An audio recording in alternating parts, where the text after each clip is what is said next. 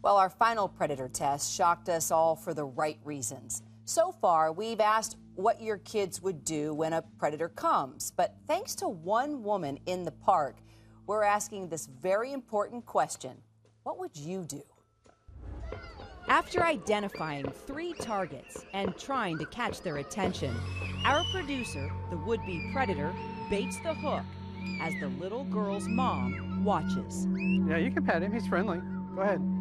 A few seconds later, he tries to reel them in. You want to feed him some treats? Oh, I don't have any on me. I have to go to my car to get them. Do you want to walk him to my car? You can't? Is your mom around somewhere? No. Does she not let you do it? Okay. You want to hold him while I go? Oh, you can't? Okay. But at that very moment, when the little girls are just about to trust my producer, another type of stranger steps in. No, go away.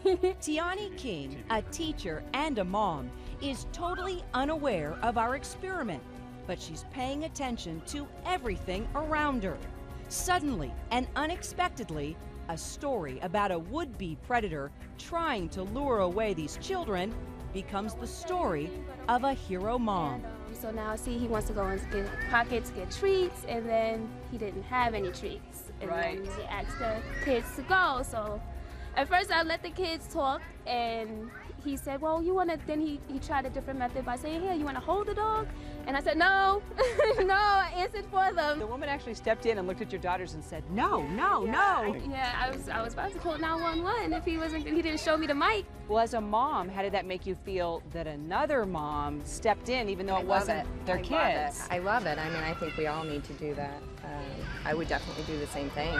So it wasn't even your kids, but you jumped in. Yeah. Why? Because I have a child, and I know, and I'm a teacher as well, so it's just my kids. They're all my kids, even though it's not my child. So it's like, no, go away. And they listened to you. Yeah,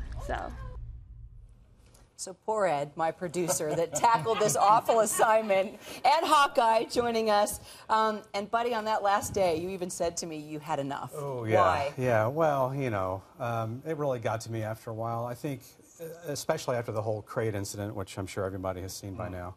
I had never been in that position before, sort of breaking that bond between a mother and her child. That's what I felt like I was doing. I was deceiving this child, breaking that bond between a child and its parent, its mother. And it really puts you in touch with your conscience. I'm a pretty thick-skinned guy most of the time, but man, that pretty much changed the way I look at things. A lot of questions for Ed. Yeah, Danielle, you had one. I'm curious to know, Ed, the crate incident, when the boy climbed in, did the little girl react in any way? Because it just seemed like she kind of got the hint and she started backing away a little bit. Yeah.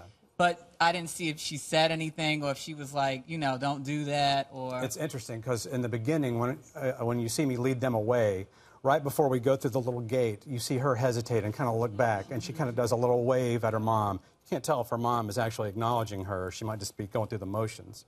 But then they're gone. She's coming with me. Those kids, they're not really thinking about anything but the dog and the treats. And, you know, ADD kids, they just, you know, they're looking at what's right in front of them, pretty dog. So, yeah, she was just yelling, sit, sit, sit the whole time. She was not really thinking about it after that point. Tamika.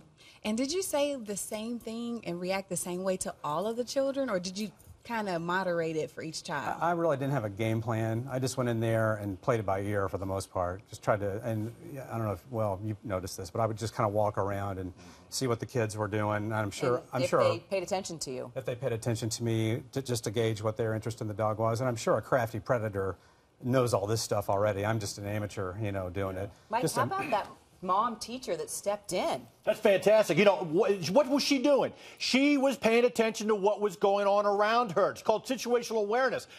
Parents, if you're out there with your kids in the park, put down the iPad, take the earbuds out of your ear, put your phone down, pay attention to what your children are doing. It could save their life.